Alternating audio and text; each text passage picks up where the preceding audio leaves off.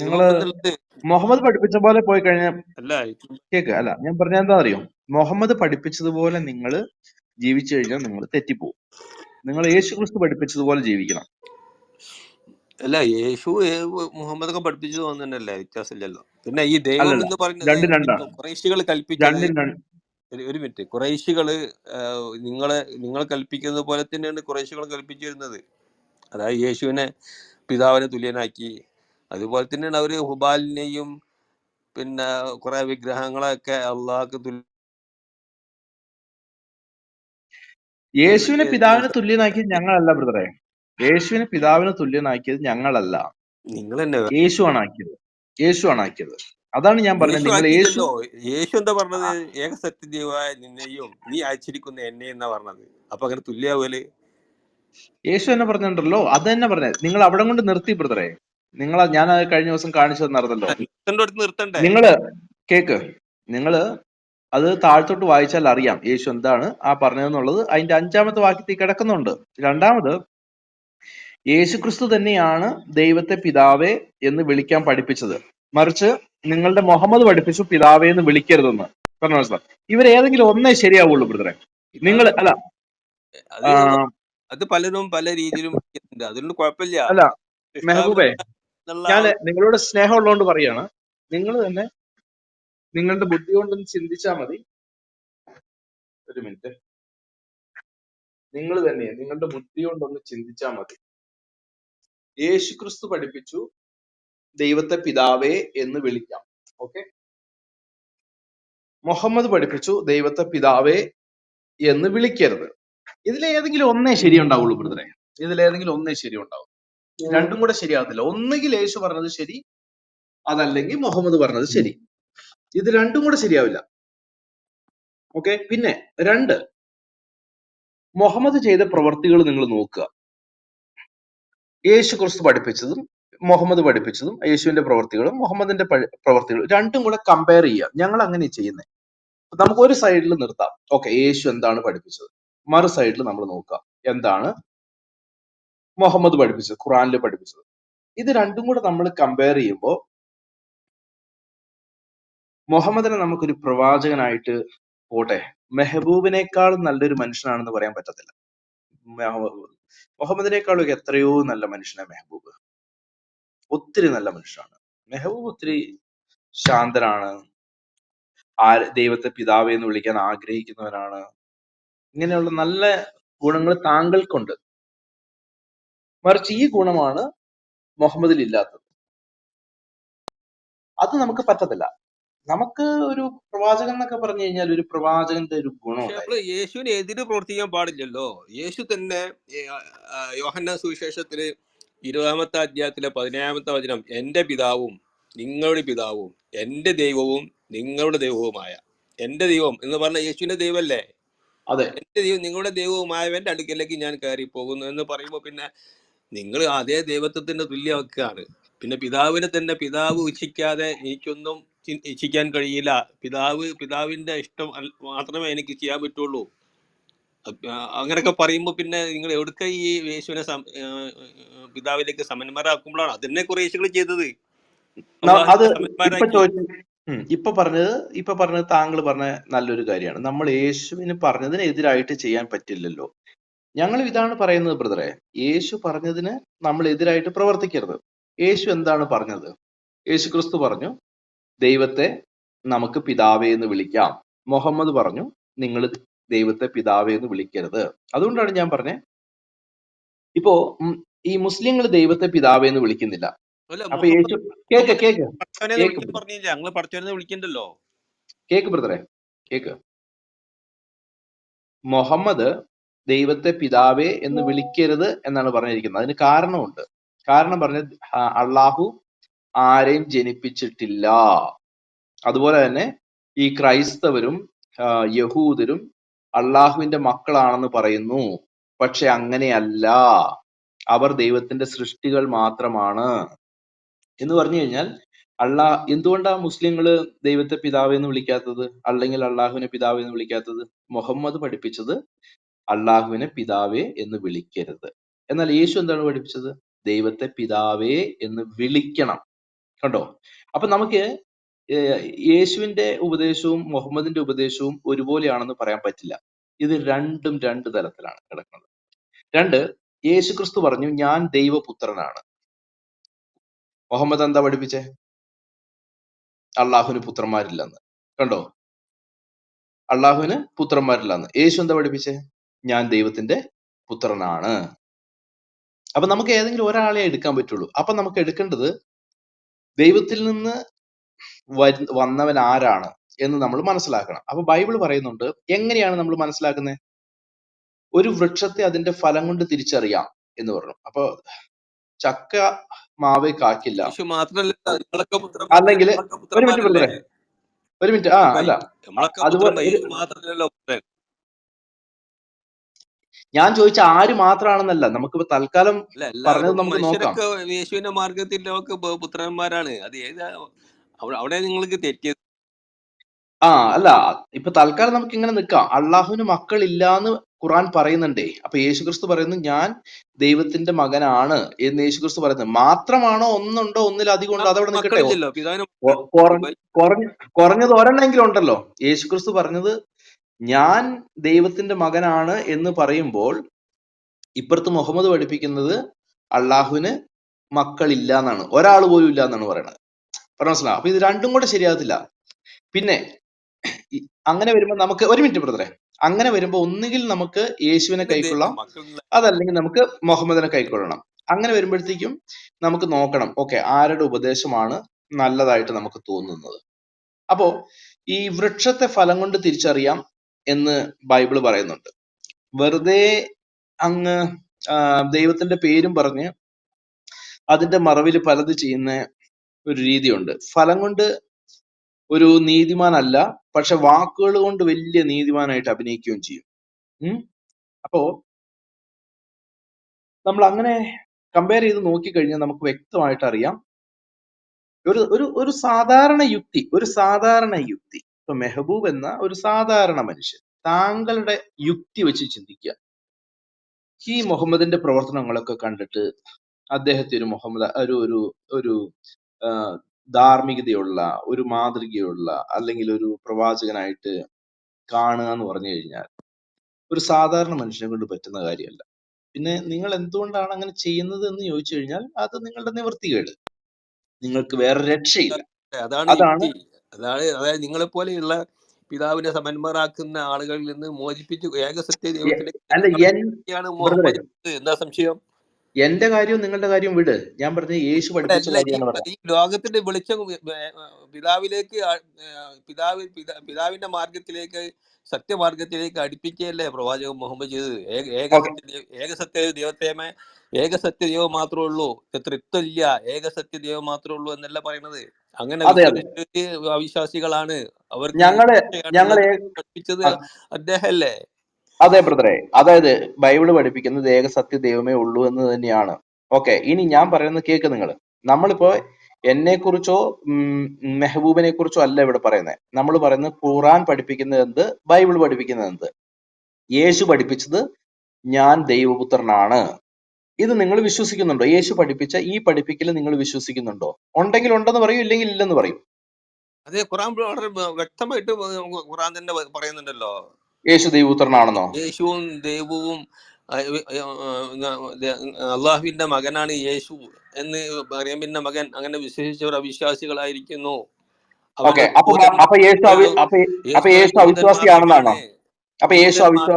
എന്നാണ് പറയുന്നത്. യേശു ദൈവമല്ല എന്നാണ് ഖുർആൻ. ഞാൻ അതല്ല ചോദിച്ചത്. ഞാൻ ചോദിച്ചത് നിങ്ങൾ കേക്ക്. നിങ്ങൾക്ക് അറിയാവുന്ന ആൻസർ പറഞ്ഞുകൊണ്ട് കാര്യമില്ല. നമുക്ക് ചോദ്യത്തിന് ഉത്തരം വേണം. നമ്മളിപ്പോ മാത്സിന്റെ ഒരു ചോദ്യം ചോദിക്കുമ്പോൾ അന്നേരം ഹിന്ദിയുടെ ഉത്തരം പറഞ്ഞിട്ട് കാര്യമില്ല. ഞാൻ ചോദിച്ചത് യേശു പഠിപ്പിച്ചു. ആര് പഠിപ്പിച്ചു? യേശു പഠിപ്പിച്ചു ഞാൻ ദൈവപുത്രനാണ്. യേശു ഖുർആനിൽ പഠിപ്പിക്കുന്ന അങ്ങനെയല്ലല്ലോ. ഖുറാനിൽ യേശു പഠിപ്പിച്ചിട്ടില്ലേ ബ്രദറെ? ഖുറാനിൽ മുഹമ്മദ് അല്ലേ പഠിപ്പിക്കുന്നത്? ഖുറാനിൽ എവിടെ യേശു പഠിപ്പിക്കുന്നത്? അതല്ല ഞാൻ പറഞ്ഞത്. എന്റെ പൊന്നു മെഹബൂബിന് ഇതുവരെ യേശു പറഞ്ഞതാണ് പറയുന്നത്. മെഹബൂബിന് ഇതുവരെ നേരം വെളുത്തിട്ടുള്ളൂ. ഖുറാനിൽ എന്ന് പറഞ്ഞു കഴിഞ്ഞാല് ഒരു കഥയുടെ വാലും തുമ്പേ ഉള്ളൂ. ഒരു കഥ പോലും പൂർണ്ണമായിട്ട് ഇല്ല ബ്രദറെ. നിങ്ങൾ ഏത് കഥ വേണമെങ്കിലും എടുത്തോ. ബൈബിളിന് നിങ്ങൾ ശേഷം കേക്ക്, അവതരിച്ചതല്ലേ? ഒരു മിനിറ്റ്, ഒരു അതായത് minute, cake cake cake cake അതായത് അധാർമികതയിലേക്ക് പോയ വഴി തെറ്റിപ്പോയ ആളുകളെ നേർവയിലേക്ക് കൊണ്ടുവരാൻ ഖുർആൻ ചെയ്യുന്നത് ഇഞ്ചിന് ശേഷം, ബൈബിളിന് ശേഷം.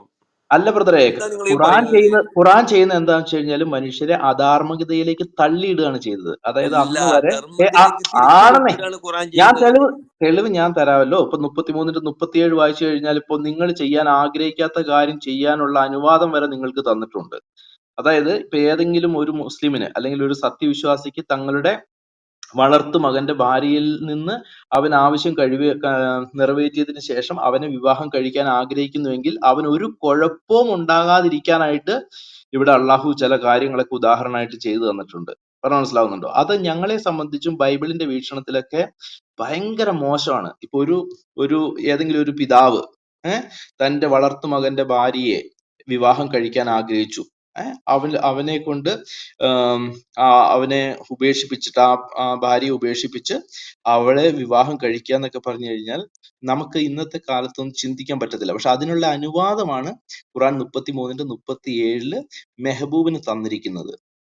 പറഞ്ഞാൽ മനസ്സിലാവുന്നുണ്ട്. പക്ഷെ ബൈബിളിൽ പറയുന്നത് വെച്ച് കഴിഞ്ഞാല് ഒരു സ്ത്രീയെ കാമദൃഷ്ടിയോടെ നോക്കിയാൽ നീ പാപം ചെയ്തു എന്നാ പറയുന്നത്.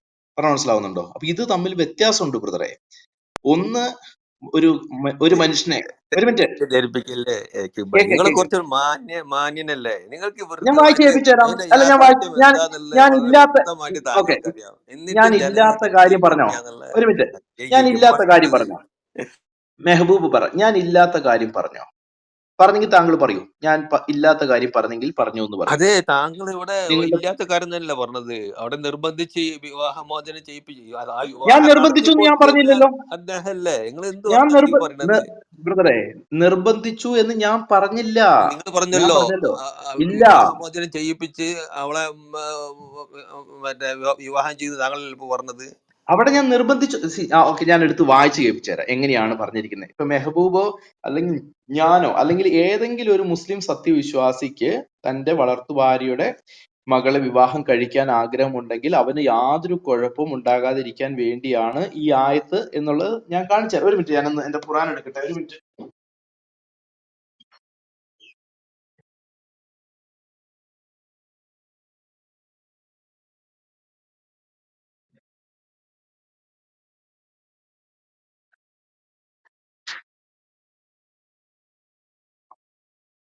മെഹബൂബ് എടുത്തോട്ടോ, മെഹബൂബ് എടുത്തോ. അല്ലെങ്കിൽ പിന്നെ ഞാൻ പറയുന്നത് നുണയാന്ന് പറയരുത്.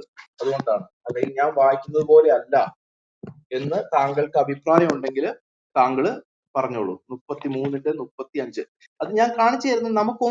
നമുക്ക് യേശു പറയുന്നത് നമുക്ക് വിശ്വസിച്ച് പോകാൻ പറ്റും. അതല്ലെങ്കിൽ മുഹമ്മദ് പറഞ്ഞതുപോലെ. ഇവര് രണ്ടുപേരും കൂടെ ഒരുമിച്ച് കൊണ്ടുപോകാൻ പറ്റത്തില്ല. അപ്പോ അതൊക്കെ താങ്കൾക്ക് ചിന്തിക്കാം, ആരെയാണ് മുമ്പോട്ട് കൊണ്ടുപോകേണ്ടത്. ഓക്കെ, ഇനി മുഹമ്മദ് എന്താണ് പറഞ്ഞതെന്ന് നമുക്ക് നോക്കാം. എന്ന് പറഞ്ഞാൽ ഖുർആൻ എന്താണ് പറഞ്ഞതെന്നുള്ളത്. നിന്റെ ഭാര്യയെ നിന്റെ അടുത്ത് തന്നെ നിർത്തി പോരുകയും അള്ളാഹ് നീ സൂക്ഷിക്കുകയും ചെയ്യുക എന്ന് അള്ളാഹു അനുഗ്രഹം ചെയ്തു കൊടുത്തിട്ടുള്ളവനും നീ അനുഗ്രഹം ചെയ്തു കൊടുത്തിട്ടുള്ളവനുമായ ഒരാളോട് നീ പറഞ്ഞ സന്ദർഭം ഓർക്കുക. അള്ളാഹു വെളിപ്പെടുത്താൻ പോകുന്ന ഒരു കാര്യം നിന്റെ മനസ്സിൽ നീ മറച്ചു വെക്കുകയും ജനങ്ങളെ നീ പേടിക്കുകയും ചെയ്തിരുന്നു. എന്നാൽ നീ പേടിക്കുവാൻ ഏറ്റവും അർഹതയുള്ളവൻ അള്ളാഹു ആകുന്നു. അങ്ങനെ സൈദ് അവളിൽ നിന്ന് ആവശ്യം നിറവേറ്റി കഴിഞ്ഞപ്പോൾ നാം അവളെ നിനക്ക് ഭാര്യയാക്കി തന്നു. ഓക്കെ, അപ്പൊ അള്ളാഹു എന്താണ് ചെയ്തത്? സൈദിന്റെ ഭാര്യയിൽ നിന്ന് ആവശ്യം നിറവേറ്റി കഴിഞ്ഞപ്പോ അള്ളാഹു സൈദിന്റെ ഭാര്യയെ മുഹമ്മദിന് ഭാര്യയായി കൊടുത്തു. ഇനി ഇത് എന്തിനാ കൊടുത്തേ? ഇനി ശ്രദ്ധിച്ചു കേട്ടോ. തങ്ങളുടെ ദത്തുപുത്രന്മാർ അവരുടെ ഭാര്യമാരിൽ നിന്ന് ആവശ്യം നിറവേറ്റി കഴിഞ്ഞിട്ട് അവരെ വിവാഹം കഴിക്കുന്ന കാര്യത്തിൽ സത്യവിശ്വാസികൾക്ക് യാതൊരു വിഷമവും ഉണ്ടാകാതിരിക്കാൻ വേണ്ടി അത്രേ അത്. കണ്ടോ? അതായത് ഇപ്പോ ഈ വന്ന കാലത്തില് ഏതെങ്കിലും മുസ്ലിങ്ങള് തങ്ങളുടെ ദത്തുപുത്രന്മാർ അവരുടെ ഭാര്യമാരിൽ നിന്ന് ആവശ്യം നിറവേറ്റി കഴിഞ്ഞിട്ട് അവരെ വിവാഹം കഴിക്കുന്ന കാര്യത്തില് അങ്ങനെ ആഗ്രഹിച്ചാൽ ആ സത്യവിശ്വാസികൾക്ക് യാതൊരു വിഷമവും ഉണ്ടാകാതിരിക്കാൻ വേണ്ടിയാണത്രേ അത്. അപ്പോ മുഹമ്മദ് പഠിപ്പിച്ചത് കണ്ടോ? യേശു എന്താ പഠിപ്പിച്ചേ? അല്ലെങ്കിൽ ബൈബിൾ എന്താ പറഞ്ഞേ? അന്യന്റെ ഭാര്യയെ ആഗ്രഹിക്കരുത്. ഞാൻ എടുത്ത് വായിച്ചു തരാം. ഇപ്പോ നിങ്ങൾക്ക് പരിചയം ഉണ്ടാവും ഈ 10 കൽപ്പനകൾ. ഏതാ വായിച്ചത്? ഞാൻ നോക്കട്ടെ. 2 മിനിറ്റ്. ആ ഏതാണ്? 33ന്റെ 37. താങ്കൾ തന്നെ ഒന്ന് വായിച്ചോളൂ. അപ്പൊ താങ്കൾക്ക് മനസ്സിലാവും ഞാൻ ഈ പറഞ്ഞത് വെറുതെ പറഞ്ഞതാണോ എന്നുള്ളത് താങ്കൾക്ക് തന്നെ മനസ്സിലാവാൻ പറ്റും. താങ്കൾ എടുത്തൊന്ന് വായിക്കണേ, എന്നിട്ട് നമുക്ക് പിന്നെ ഞാൻ ബൈബിളിലേക്ക് പോവാം. ബൈബിൾ എന്താണ് പറയുന്നത്? നിന്റെ ഭാര്യയെ നീ നിന്റെ അടുത്ത് തന്നെ നിർത്തി പോരുകയും അള്ളാഹുവെ നീ സൂക്ഷിക്കുകയും ചെയ്യുക എന്ന് അള്ളാഹു അനുഗ്രഹം ചെയ്തു കൊടുത്തിട്ടുള്ളവനും നീ അനുഗ്രഹം ചെയ്തു കൊടുത്തിട്ടുള്ളവനുമായ ഒരാളോട് നീ പറഞ്ഞിരുന്ന സന്ദർഭം ഓർക്കുക. 33-37 അല്ലേ? അത് തന്നെ. അള്ളാഹു വെളിപ്പെടുത്താൻ പോകുന്ന ഒരു കാര്യം നിന്റെ മനസ്സിൽ നീ മറച്ചു വെക്കുകയും ജനങ്ങളെ നീ പേടിക്കുകയും ചെയ്തിരുന്നു. എന്നാൽ നീ പേടിക്കുവാൻ ഏറ്റവും അർഹതയുള്ളവൻ അള്ളാഹു ആകുന്നു. അങ്ങനെ സെയ്ദ് അവളിൽ നിന്ന് ആവശ്യം നിറവേറ്റി കഴിഞ്ഞപ്പോൾ അവളെ നാം നിനക്ക് ഭാര്യയാക്കി തന്നു. തങ്ങളുടെ ദത്തുപുത്രന്മാർ അവരുടെ ഭാര്യമാരിൽ നിന്ന് ആവശ്യം നിറവേറ്റി കഴിഞ്ഞിട്ട് അവരെ വിവാഹം കഴിക്കുന്ന കാര്യത്തിൽ സത്യവിശ്വാസികൾക്ക് യാതൊരു വിഷമവും ഉണ്ടാകാതിരിക്കാൻ വേണ്ടിയത്രേ ഇത്. അപ്പൊ ഞാൻ വായിച്ചത് ശരിയാണല്ലോ. അതെ അപ്പൊ അതെ അതെ. ഞാൻ വായിച്ചതിനകത്ത് എന്തെങ്കിലും തെറ്റായിട്ട് വായിച്ചോ? ഇല്ലല്ലോ, അതാ ഞാൻ പറഞ്ഞേ. അത് നിങ്ങൾക്ക് കേൾക്കുമ്പോ അങ്ങനെ തോന്നും ബ്രദറെ. നിങ്ങൾക്ക് കേൾക്കുമ്പോ അങ്ങനെ എനിക്കതാ മനസ്സിലാവാത്തത്. പ്രശ്നം ഞാൻ പറഞ്ഞുതരാം. അതാണ് ഞാൻ പറഞ്ഞത്. പ്രശ്നം എന്താണെന്ന് വെച്ച് കഴിഞ്ഞാൽ ദത്തുപുത്രന്മാർ ഒരിക്കലും പുത്രന്മാർ ഒരിക്കലും മകനാകില്ലല്ലോ. ഒരിക്കലും മകനാണെന്ന് ഞാൻ പറഞ്ഞില്ലല്ലോ. ഇവിടെ ദത്തുപുത്രന്മാർ തന്നെയല്ലേ എഴുതിയേക്കുന്നേ. ബ്രദറെ അന്യ ആള് കേക്ക്. ഇവിടെ നമ്മൾ എഴുതാപ്പുറം വായിക്കേണ്ട കാര്യമില്ല. എഴുതാപ്പുറം വായിക്കേണ്ട കാര്യമില്ല. ഞാൻ പറഞ്ഞില്ല. നോക്ക്, ഇവിടെ ദത്തുപുത്രന്മാർ പുത്രന്മാരാണെന്ന് ഞാൻ പറഞ്ഞില്ലല്ലോ. ഞാൻ പറയുന്നത് ദത്തുപുത്രന്മാർ തന്നെ. നിശ്ചയിക്കല് നിങ്ങളും ഞാനും അല്ല മാതാപിതാക്കളെ നിശ്ചയിക്കുന്നത്. അത് നിശ്ചയിക്കുന്നത് പിതാവാണ്. ഇതിന് ആർക്കും സംശയം എന്താണ്? ഒരാളെ പിതാവാക്കിയിട്ട് അല്ലെങ്കിൽ മകനാക്കിയിട്ട് നിശ്ചയിക്കാൻ ഒരിക്കലും പറ്റൂല. അതാണ് അവിടെ ആരാ പറഞ്ഞേ പറ്റൂന്ന്? ആരാ പറഞ്ഞേ? ഞാൻ പറഞ്ഞോ? ഇല്ലല്ലോ. നമ്മൾ എന്തിനാ എഴുതാപ്പുറം വായിക്കേണ്ട കാര്യമില്ല. അവിടെ എഴുതി വെച്ചിരിക്കുന്നത് സന്ദേശം അതാണ്. മനസ്സിലാക്കാത്തത് അവിടെ എഴുതിയിരിക്കുന്ന സന്ദേശം അവിടെ എഴുതിയിട്ടുണ്ടല്ലോ. അപ്പൊ അതായത് തങ്ങളുടെ അന്യപുരുഷൻ തന്നെയാണ്. ദത്തുപുത്രന്മാർ അന്യരാണ്, സ്വന്തമല്ല. ഒരിക്കലും ഒരു മാതാവോ പിതാവോ നമുക്ക് ആക്കാൻ ഒരു അവകാശം ഇല്ല. പിതാവിന് മാത്രമുള്ള അവകാശമാണത്. അല്ല, ഇത് അപ്പൊ അങ്ങനെ അത് അന്യ സ്ത്രീയെ ഞാൻ ഒഴിവാക്കിയാൽ നമുക്ക് വിവാഹം കഴിക്കാൻ ഒരു കുഴപ്പമില്ല. അതാണ് അവിടെ പഠിപ്പിക്കുന്നത്. മനസ്സിലായി. ഇതിപ്പോ നിങ്ങളുടെ മുസ്ലിം കുടുംബങ്ങളിലൊക്കെ ദത്തുപുത്രന്മാരെ സ്വന്തം മക്കളെ പോലെ കാണുന്നത് അത് എന്താ പറയുന്നത്, അത് അനുവദനീയമല്ല എന്ന് എനിക്കറിയാം. ഓക്കെ. പക്ഷെ എങ്കിലും സമൂഹത്തിലെ നല്ലൊരു ആചാരമാണ് ഈവൻ മറ്റുള്ളവരെ പോലും തന്നെ പോലെ കാണുക എന്നുള്ളത്. നല്ല കാര്യമാണത്. അപ്പോ ഇവിടെ പറയുന്നത് തങ്ങളുടെ ദത്തുപുത്രന്മാർ. ഒരു മുസ്ലിം അദ്ദേഹത്തിന് ഒരു ദത്തുപുത്രൻ ഉണ്ടെന്നിരിക്കട്ടെ, സ്വന്തം മകനല്ല, ദത്തുപുത്രൻ. ഓക്കെ. ഒരു വാപ്പായ്ക്ക് ഒരു ദത്തുപുത്രനുണ്ട്. ആ ദത്തുപുത്രന്റെ ഭാര്യയിൽ നിന്ന് ഈ ദത്തുപുത്രൻ എന്താ അവിടെ എഴുതിയേക്കുന്നത്, തങ്ങളുടെ ദത്തുപുത്രന്മാർ അവരുടെ ഭാര്യമാരിൽ നിന്ന് ആവശ്യം നിറവേറ്റി കഴിഞ്ഞിട്ട്, അത് തന്നെ ഈ വാപ്പ ചിന്തിക്കുകയാണ്, തന്റെ ദത്തുപുത്രനായ ഈ മകന്റെ അല്ലെങ്കിൽ ദത്തുപുത്രന്റെ ഭാര്യയിൽ നിന്ന് ദത്തുപുത്രൻ ആവശ്യം നിറവേറ്റി കഴിഞ്ഞിട്ട് ഈ ദത്തുപുത്രന്റെ ഭാര്യയെ വിവാഹം കഴിക്കുന്ന കാര്യത്തിൽ, അപ്പോ ഈ ദത്തുപുത്രൻ ഈ വാപ്പ എന്താ വിളിക്കുന്നേ? വാപ്പ എന്ന് വിളിക്കുന്നു. ദത്തുപുത്രന്റെ ഭാര്യയെയും ഈ മനുഷ്യൻ ഭാര്യയും ഇദ്ദേഹത്തെ വിളിക്കുന്നത് വാപ്പ എന്ന് വിളിക്കുന്നേ. അപ്പോ ഇത്രയും നാളും വാപ്പ എന്ന് വിളിച്ചുകൊണ്ട് നടന്ന ദത്തുപുത്രൻ അദ്ദേഹത്തിന്റെ ഭാര്യ. അപ്പോ ദത്തുപുത്രന്റെ ഭാര്യ ആവശ്യം നിറവേറ്റി കഴിഞ്ഞിട്ട് ഈ ദത്തുപുത്രന്റെ ഭാര്യ ആയിരുന്നവളെ വിവാഹം കഴിക്കുന്ന കാര്യത്തിൽ സത്യവിശ്വാസിക്ക്, അതായത് ഈ വാപ്പയ്ക്ക് യാതൊരു വിഷമവും ഉണ്ടാകാതിരിക്കാൻ വേണ്ടി അത്രേ ഇത്. അപ്പൊ ഈ ആയത്തിറക്കിയത് എന്തിനാ? ഇപ്പൊ മെഹബൂബോ അതല്ലെങ്കിൽ ലോകത്തിലുള്ള ഏതെങ്കിലും ഒരു മുസ്ലിമിന് ഒരു വിഷമം ഉണ്ടാകരുത്. ഏത് കാര്യത്തിൽ? തന്റെ ദത്തുപുത്രന്റെ ഭാര്യയിൽ നിന്ന് ദത്തുപുത്രൻ ആവശ്യം നിറവേറ്റി കഴിഞ്ഞതിന് ശേഷം അവളെ വിവാഹം കഴിക്കുന്ന കാര്യത്തിൽ വാപ്പായ്ക്ക് യാതൊരു ബുദ്ധിമുട്ടും ഉണ്ടാകാതിരിക്കാനായിട്ടാണ് ഈ ആയത്ത് ഇറങ്ങിയത്. ബ്രദറെ, നിങ്ങൾക്ക് ഒരു മിനിറ്റ് ഞാൻ ഈ സെന്റൻസ് ഒന്ന് കംപ്ലീറ്റ് ചെയ്യട്ടെ. നിങ്ങൾക്ക് ഒരു മുസ്ലിം എന്ന നിലയിൽ ഇത് നിങ്ങൾക്ക് വലിയ അപകടമായിട്ട് തോന്നില്ലായിരിക്കും. പക്ഷെ ഞങ്ങള് ഇത് നോക്കുമ്പോ ഇതുപോലൊരു മ്ലേച്ഛത ഇല്ല ബ്രദറെ, ഇവിടെ ഇതുപോലൊരു അതിനേക്കാണ് മ്ലേച്ഛത വലിയ ഇല്ല. അപകടത്തിലെ താങ്കൾ ഉള്ള ക്യൂബായി. നിങ്ങൾ വിഷയം ഡൈവേർട്ട് ആയി കൊണ്ടുപോകേണ്ട ആവശ്യമില്ല. അല്ലല്ല നിങ്ങൾ ദൈവമായിട്ട് ബ്രദറെ പിതാവിനെ നിങ്ങൾ ഞാനെന്തോ ഒരു കമ്പയർ ഡൗട്ട്. ആക്കുന്ന വിഷയത്തെ അതിനേക്കാൾ വലിയ പ്രശ്നത്തിലാണ് നിങ്ങൾ കുയിലായിട്ട് നിങ്ങൾ കിടക്കുന്നത്. മെഹബൂബെ ഒരു സെക്കൻഡ്, ഈ ആവശ്യം നിറവേറ്റുക എന്ന് പറഞ്ഞാൽ അതെന്താ അത്? ആവശ്യം ഞാൻ പച്ചയിൽ ഈ പറയേണ്ടി ഒരു പോലെ. അല്ല അപ്പൊ നിങ്ങൾക്ക് അറിഞ്ഞുകൊണ്ട് പിന്നെ മെഹബൂബിനോടല്ല, അതിനെ പറ്റി മെഹബൂബിനോടല്ല ചോദിച്ചത്, ഇക്ക് ബ്രദറിനോടാ. ഇക്ക് ബ്രദറെ, ഈ ആവശ്യം നിറവേറ്റുക അതെന്താ? ക്ലിയർ ആയില്ല, ഒന്ന് പറയാവോ? ആവശ്യം നിറവേറ്റാന്ന് പറഞ്ഞു കഴിഞ്ഞാൽ ഒരു അല്ല ഞാനൊരു ഭർത്താവ് ഒരു ഭാര്യ ഞാൻ എന്നുള്ള ആവശ്യം എന്താണെന്ന് വെച്ചാൽ അത് നിറവേറ്റി കഴിയുക അതന്നെ. പുതുതായിട്ട് ക്ലബ് ഹൗസിൽ വന്ന ആളാ, അപ്പൊ മനസ്സിലായില്ല എന്താന്ന് ചോദിച്ചാ. അതിപ്പോ നമുക്ക് ഇങ്ങനെ പറയാൻ പറ്റുള്ളൂ ബ്രദറെ. ഇതിൽ കൂടുതൽ തൽക്കാലം ഞാൻ തുറന്നു പറഞ്ഞല്ലോ. ഒരു ഭർത്താവിന്റെ ആവശ്യം ഭാര്യയിൽ നിന്ന് അല്ലല്ല, നിറവേറ്റി കഴിഞ്ഞതിന് ശേഷം മെഹബൂബിനോടല്ല അത് തന്നെ. ക്വസ്റ്റ്യൻ. മെഹബൂബ് മൈക്ക് എടുക്കണ്ട, മെഹബൂബോട് മ്യൂട്ട് ചെയ്യുക. ഞാൻ മെഹബൂബിനോടല്ലല്ലോ അല്ല, ചോദിച്ചത്. ഞാൻ ഇങ്ങോട്ട് പറഞ്ഞില്ലല്ലോ, ഞാൻ അല്ല ഇക്കൂബായോട് അല്ല പറഞ്ഞേ. വേണ്ട, ഇന്ന് പറയണ്ട. ഞാൻ ഇക്കുബിനോട് സംസാരിക്കുമ്പോ ഇക്കുബ് സംസാരിക്കട്ടെ. ഓക്കെ, അത് എത്രേ ഉള്ളൂ. ഒരു പക്ഷെ ഇവിടെ ഉദ്ദേശിച്ചിരിക്കുന്നത് ഒരു ഭർത്താവിന്റെ ഭാര്യയിൽ നിന്നുള്ള ആവശ്യം എന്ന് പറഞ്ഞു കഴിഞ്ഞാല് കല്യാണം കഴിക്കുന്ന എന്തിനാ? തന്റെ ആ സെക്ഷൽ ഒരു ഡിസയേഴ്സ് ലൈംഗിക ബന്ധം അതുപോലെ. ഇതിന് വേണ്ടി. റൈറ്റ്. അപ്പൊ അവൻ കുറെ നാളൊക്കെ ഉപയോഗിച്ച് കഴിഞ്ഞതിന് ശേഷം പിന്നെ ആ ആവശ്യമൊക്കെ നിറവേറ്റി കഴിഞ്ഞപ്പോ അടുത്ത ആൾക്ക് കൊടുക്കാനായിരിക്കും ഉദ്ദേശിക്കുന്നത്. അതാണോ മെഹബൂബ്? അതാണോ ഉദ്ദേശിക്കുന്നത്? അല്ല, ഇനി മെഹബൂബ് പറഞ്ഞു. ഇനി മെഹബൂബ് മൈക്ക് എടുത്തോ. അപ്പോ ഇവിടെ നിങ്ങൾ അല്ലെങ്കിൽ തന്നെ ഇപ്പൊ കുഴിയിലാണ് നിൽക്കുന്നത്. അല്ല അതല്ല ചോദിച്ചത്, നിങ്ങളിപ്പം കുഴിയിലാണ് അതല്ല കിടക്കുന്നത്. ആ ചോദിച്ചത് ഇപ്പൊ കുഴിയിൽ നമുക്ക് മെഹബൂബെ. നിന്ന് നിങ്ങൾ ഈ ആദ്യം ഇവിടെ ആവശ്യം വിഷയം അല്ല നിറവേറ്റുക ഇപ്പൊ അതാണ് അതെന്താ? ഇവിടെ ബ്രദറെ വിഷയം അതാണ്. പിന്നെ നിങ്ങളിപ്പോ കയറി വന്നതല്ലേ ഉള്ളൂ.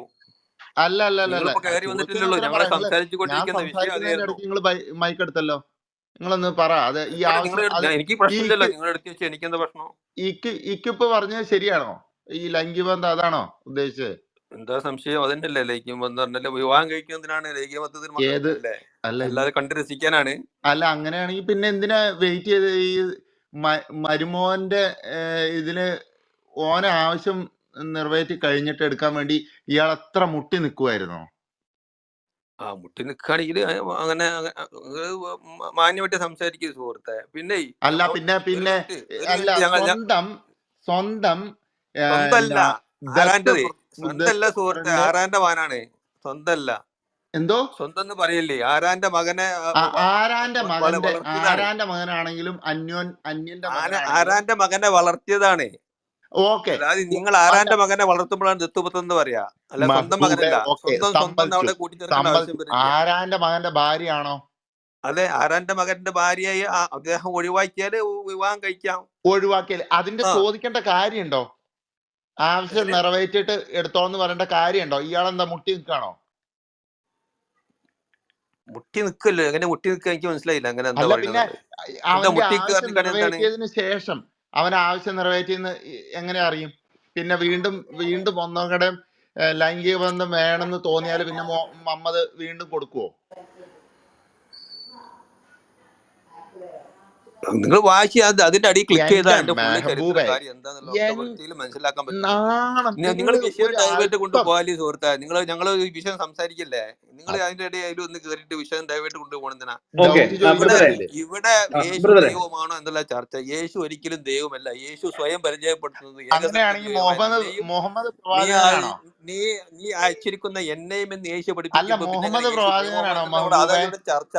അല്ല നിങ്ങളതിനെ ഓക്കെ. വേറെ രീതിയിലേക്ക് കൊണ്ടുപോയി ഇവിടെ യേശു ദൈവമാണെന്നതിന് മുമ്പ് മുഹമ്മദ് പ്രവാചകനാണോ? ഈ മുഹമ്മദ് പ്രവചിച്ച ഒരു 2 പ്രവചനം പറഞ്ഞു അതാണ് ഈ മെഹബൂബെ. ഖുറാൻ എന്ന് പറയുന്നത്. ഒന്ന് യേശു പറഞ്ഞു. പറഞ്ഞത് വളരെ വൃത്തിയിൽ അതല്ല, ഖുറാൻ പഠിപ്പിച്ചത്. അതെ ജിബ്രീല് പറഞ്ഞതല്ല ചോദിച്ചത്. മറിയാമിന്റെ പ്രവാചകൻ, നബി മകൻ എന്ന വാക്കിന്റെ യേശു അർത്ഥം എന്താ തന്നെയാണ് അള്ളാഹു മെഹബൂബെ? എന്ന് പറഞ്ഞവർ അവിശ്വാസികളായിരിക്കുന്നു. ഇത് പ്രവചനാണ്. മെഹബൂബെ, മറിയാമിന്റെ മകൻ മസീഹ് തന്നെയാണ് അള്ളാഹു എന്ന് പറഞ്ഞവർ അവിശ്വാസികളായിരിക്കുന്നു. അതാണോ പ്രവചനം? അവർ നരകത്തിലേക്ക് പോകും. അവരുടെ വിശ്വാസത്തിൽ തിരിച്ചു വരുവീൻ. ഇതാണ് ഖുറാനിലൂടെ പ്രവാചകൻ പഠിപ്പിക്കുന്നത്. അത് മനസ്സിലാക്കി നിങ്ങൾ ആദ്യം. അല്ല ബ്രോ ഒരു പണി ചെയ്യാം ബ്രോ. നമുക്ക് പോയിന്റ് ബൈ പോയിന്റ് ആയിട്ട് പോവാം. ബ്രദറെ, മെഹബൂബെ, നമ്മൾ അത് തന്നെയാണ് സംസാരിച്ചുകൊണ്ടിരുന്നത്. പക്ഷെ ഇത് ഈ പറയുന്ന വ്യക്തി ആരാണ്? ഈ പഠിപ്പിക്കുന്നത് മുഹമ്മദ് ആണ്. ഈ മുഹമ്മദിന്റെ സ്വഭാവം കണ്ടു കഴിഞ്ഞാൽ മുഹമ്മദ് ഒരു പ്രവാചകനല്ല എന്ന് താങ്കൾക്ക് ഞാനിപ്പോ തെളിയിച്ചു അല്ലേ? അതായത് ഇപ്പോ യേശുക്രിസ്തു പഠിപ്പിക്കുന്ന എന്താണ്? ഒരു വ്യക്തി മറ്റൊരുത്തിന്റെ ഇപ്പോ പുറപ്പാട് പുസ്തകം നിങ്ങൾ അതും കൂടി എടുത്ത് വായിച്ചോളൂ. പുറപ്പാട് പുസ്തകം 20-ാമത്തെ അധ്യായം അതിന്റെ 17-ാമത്തെ വാക്യം താങ്കൾ വായിക്കുക. അതിനകത്ത് എഴുതിയിരിക്കുന്നത് ഇതിപ്പോ ദത്തുപുത്രന്റെ കാര്യമാണ്. ഇനി ദത്തുപുത്രന്റെ വിട്, കൂട്ടുകാരൻ പോലെ ആയാലും അതല്ലെങ്കിൽ വേറൊരു വ്യക്തി, സ്വന്തം കുടുംബത്തിലുള്ള ഒരു വ്യക്തിയല്ല, കുടുംബത്തിന് പുറത്തുള്ള ഒരു വ്യക്തി, കൂട്ടുകാരന്റെ ഭവനത്തെ മോഹിക്കരുത്. കൂട്ടുകാരന്റെ ഭാര്യയെയും അവന്റെ ദാസനെയും ദാസിയെയും അവന്റെ കാളയെയും കഴുതയെയും കൂട്ടുകാരനുള്ള യാതൊന്നിനെയും മോഹിക്കരുത്. ഓക്കെ, ഇത് പഴയ നിയമത്തിലും പുതിയ നിയമത്തിലും ഇങ്ങനെയാണ് പഠിപ്പിക്കുന്നത്. അപ്പോ ഞങ്ങളെ സംബന്ധിച്ച്, ക്രൈസ്തവരെ സംബന്ധിച്ച് പഠിപ്പിക്കുന്നത് എന്താണ്? ഈ കൂട്ടുകാരന്റെ യാതൊന്നും നിങ്ങൾ മോഹിക്കരുത്. മറിച്ച് ഖുറാനിൽ എന്താണ് പഠിപ്പിക്കുന്നത്? അത് സ്വന്തം ദത്തുപുത്രനായാൽ പോലും അവന്റെ ഭാര്യയിൽ നിന്ന് അവൻ ആവശ്യം നിറവേറ്റിയതിനു ശേഷം സത്യവിശ്വാസിക്ക് അവളെ വിവാഹം കഴിക്കുന്ന കാര്യത്തിൽ യാതൊരു ബുദ്ധിമുട്ടും ഉണ്ടാകാതിരിക്കാൻ വേണ്ടിയാണ് ഈ ആയത്ത് ഇറക്കിയതെന്ന് അള്ളാഹു പറയുകയും ചെയ്യുന്നു. അപ്പൊ ഞങ്ങളുടെ മുമ്പിലുള്ള ഓപ്ഷൻ എന്താന്ന് വെച്ച് കഴിഞ്ഞാല്, ഒന്നുകില് ഈ ബൈബിളിൽ പറഞ്ഞിരിക്കുന്ന കൂട്ടുകാരന്റെ ഭാര്യയെ മോഹിക്കരുത് എന്നുള്ള ഈ ഉപദേശം ഉപേക്ഷിച്ചിട്ട് ഖുറാനിലേക്ക് വരിക. അതല്ലെങ്കിൽ ഖുറാനിൽ പറഞ്ഞിരിക്കുന്നത് പോലെ ഉള്ള കാര്യങ്ങൾ ഇന്നത് പോലെയാണ്, അത് ഇന്നത്തെ മനുഷ്യൻ ചെയ്യാത്തതും ചെയ്യാൻ ആഗ്രഹിക്കാത്തതും ചെയ്യാൻ കൊള്ളാത്തതുമായ കാര്യമാണ്.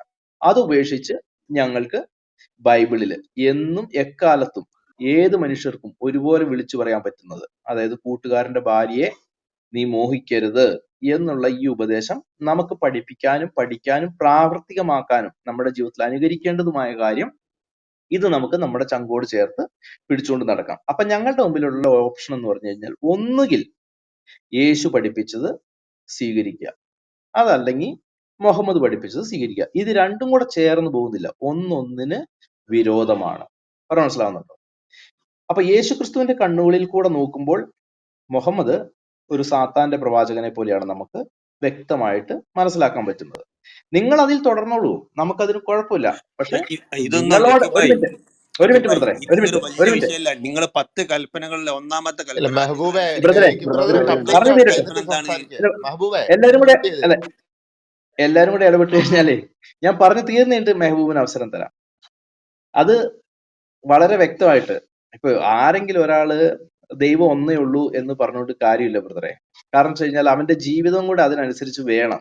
അപ്പൊ ബൈബിളിൽ വ്യക്തമായിട്ട് പറഞ്ഞിട്ടുണ്ട് ദൈവം ഒന്നാണ്. ഇത് ഞങ്ങൾക്ക് അറിയാവുന്ന കാര്യമാണ്. അത് മാത്രമല്ല മുഹമ്മദ് ഇത് പഠിച്ചത് ഞങ്ങളുടെ കയ്യിൽ നിന്നാണേ. അതുകൊണ്ട് ആ വിഷയത്തിൽ മെഹബൂബ് അങ്ങനെ ചിന്തിക്കണ്ട. ഈ മുഹമ്മദിന് 360 ദൈവീ ദൈവങ്ങളെ ആരാധിച്ചുകൊണ്ടിരുന്ന മുഹമ്മദിന് ഈ ദൈവം ഒന്നേ ഉള്ളൂ എന്നുള്ള സത്യം മനസ്സിലായത് പോലും ക്രൈസ്തവ യഹൂദന്മാരുടെ കയ്യിൽ നിന്നാണ്. അത് താങ്കൾ ഓർക്കുക, അത്രേ ഉള്ളൂ. എനിവേ, ഇതൊന്നും 10 കൽപ്പനകളിൽ പഠിപ്പിക്കില്ല. 10 കൽപ്പനകളിൽ ഒന്നാമത്തെ കൽപ്പന ദൈവമായ യഹോവയെ പിതാവിനെ മാത്രമേ ആരാധിക്കാവൂ എന്ന കൽപ്പന നിങ്ങൾ അനുസരിക്കുന്നില്ല. പിന്നെ അതുപോലെ നിങ്ങൾ വിഗ്രഹാരാധകരാണ്. നിങ്ങളും അത് അനുസരിക്കുന്നില്ല. ശരി, താങ്കള് നേരത്തെ ഒരു കാര്യം പറഞ്ഞു. രണ്ടാമത് വിഗ്രഹാരാധന പാടില്ല. നിങ്ങൾ വിഗ്രഹത്തെ ആരാധിക്കില്ലേ? യേശുവിന്റെ ബിംബം ഉണ്ടാക്കി നിങ്ങൾ ആരാധിക്കില്ലേ? പാടില്ലാത്തതല്ലേ നിങ്ങൾ ചെയ്തുകൊണ്ടിരിക്കുന്നത്? യേശുവിന്റെ വിഗ്രഹം എവിടെ ആ പള്ളിയിലതാ യേശുവിന്റെ വിഗ്രഹം അങ്ങനെ കൈ കാണിക്കുന്ന. നീ എവിടെ ആരാധിക്കുന്ന? എന്താണ് ഞാൻ ഒരു വിഷയം പറയുമ്പോ നിങ്ങൾ എന്റെ ഇടയിൽ കയറി ചോദിച്ചാൽ ഞാൻ എന്താ ചെയ്യും? അല്ല, പിന്നെ മര്യാദക്ക്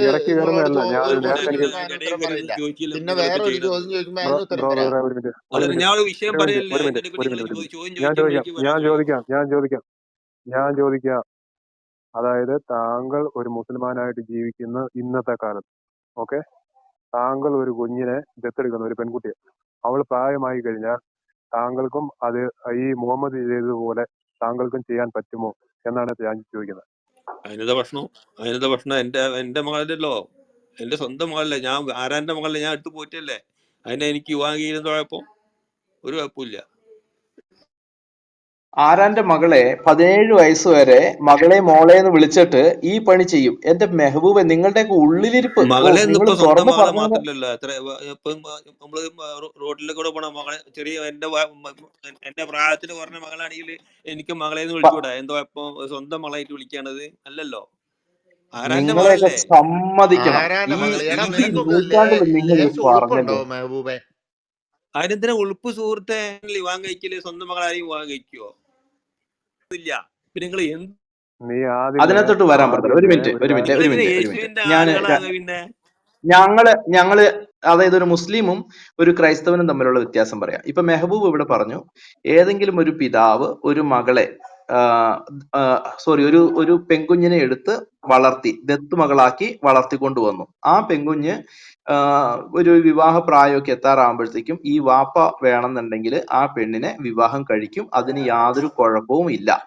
ഇതാണ് മുസ്ലിമില് പഠിപ്പിക്കുന്നത്. ഇന്ന് മെഹബൂബ് അങ്ങനെ ചെയ്യോ എന്ന് ചോദിച്ചു കഴിഞ്ഞപ്പോൾ അങ്ങനെ ചെയ്യുന്നതിന് എന്താണ് കുഴപ്പം? അങ്ങനെ ചെയ്യും. ഒരു മിനിറ്റ്, വേറെ ആരോടെ കേറല്ലേ. ഇതാണ് ഒരു മുസ്ലിമിന്റെ പഠിപ്പിക്കല്. ഇനി അല്ല, ഞാൻ വളർത്തി എന്താണ് എന്നത് കൊണ്ട് എങ്ങനെയാ അത് എനിക്ക് മനസ്സിലാവില്ല അക്യൂബായി. ഞാൻ അവിടെ അതാ എന്താ പറഞ്ഞേ, ചെയ്യണത്? അവരെ സഹായിച്ച് നിങ്ങൾക്ക് വളർത്തി എന്നുള്ളതല്ലേ ആ ഒരു സംഭവം നമ്മളിപ്പോ ചെയ്യണുള്ളൂ. അതെങ്ങനെയാ അതെ സ്വന്തം മകളാവല്? ദത്തുമകളാക്കി, അതെ ആരാന്റെ അതെ മകളെ നമുക്ക് എടുത്ത് വളർത്തല്ലേ? അതെ, അത് ഇസ്ലാമികമായിട്ട് ആരാന്റെ വിവാഹം മകൻ, കഴിച്ചാൽ ഇപ്പൊ എന്താ കുഴപ്പം വരാൻ പോണത്? അതാണ് അതാണ് അതാണ് എന്ത് അതാണ്. അന്യ എല്ലാരും മതമില്ലല്ലോ. കേൾക്കുന്നുണ്ടല്ലോ അല്ലേ? സ്വന്തം എല്ലാരും കേൾക്കുന്നുണ്ടല്ലോ. ഈ മകളല്ല. 21-ാം എല്ലാരും കേൾക്കണം, നൂറ്റാണ്ടില്. എല്ലാവരും കേൾക്കണം, എല്ലാ ക്രിസ്ത്യാനികളും കേൾക്കണം. കേൾക്കുന്നുണ്ട്, ഞാൻ അതെ, കേൾക്കുന്നുണ്ട്, ആരാന്റെ കേൾക്കുന്നുണ്ട്. മകളെ ഒരു എടുത്ത് മിനിറ്റ്. വളർത്തിയാൽ ഞാൻ എനിക്ക് വേറെ അതിന് കാര്യം കൂടെ വിവാഹം പറയാം. കഴിക്കാൻ ഒരു ഞാൻ കുഴപ്പമില്ല. വേറൊരു സംഭവം കൂടെ എന്താ പറയാം. കുഴപ്പം? ഞാൻ അല്ല, ഒരു ഞാൻ സംഭവം കൂടെ എന്നാ പറയാം. ഒരു കൃത്യ വളർത്തി ഭാഷയിൽ പറയട്ടെ. അത് വിവാഹം കഴിക്കാൻ ഒരു മിനിറ്റ് പറ്റില്ലല്ലോ. ഒരു മിനിറ്റ് എല്ലാരും നിർത്തിക്കേ. ഞാൻ പക്ഷെ ഇതൊരു ഭാഗം മാത്രമല്ലേ പറഞ്ഞുള്ളൂ, ഒരു ഭാഗം മാത്രമല്ലേ പറഞ്ഞുള്ളൂ. പക്ഷെ ഇതിനൊരു ക്രിസ്തീയ പക്ഷം കൂടി ഉണ്ട്. ഒരു ക്രൈസ്തവ കുടുംബത്തില് ഏതെങ്കിലും ഒരു മനുഷ്യൻ ഒരു കുഞ്ഞിനെ, ഒരു പെൺകുഞ്ഞിനെ എടുത്തു വളർത്തി മകളെ പോലെ വളർത്തിക്കൊണ്ടു വന്നു.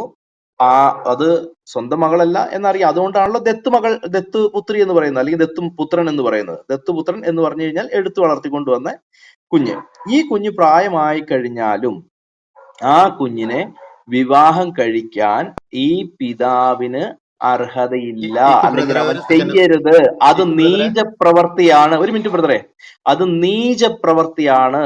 അത് ദൈവത്തിന്റെ മുമ്പിൽ യോജിക്കുന്നതോ നീതി പ്രവൃത്തിയോ അല്ല. അത് ഈവൻ ന്യായ വ്യവസ്ഥ അനുസരിച്ച്, നമ്മുടെ ഇന്ത്യൻ നിയമം അനുസരിച്ച് പോലും അത് തെറ്റാണ്. കണ്ടോ? അപ്പൊ ഒരു മിനിറ്റ് എടുക്കല്ലേ ബ്രദറെ. അപ്പൊ ക്രൈസ്തവതയിലുള്ള ആ മൂല്യവും ഇസ്ലാമിൽ മൂല്യമില്ലായ്മയും നിങ്ങൾ കണ്ടോ?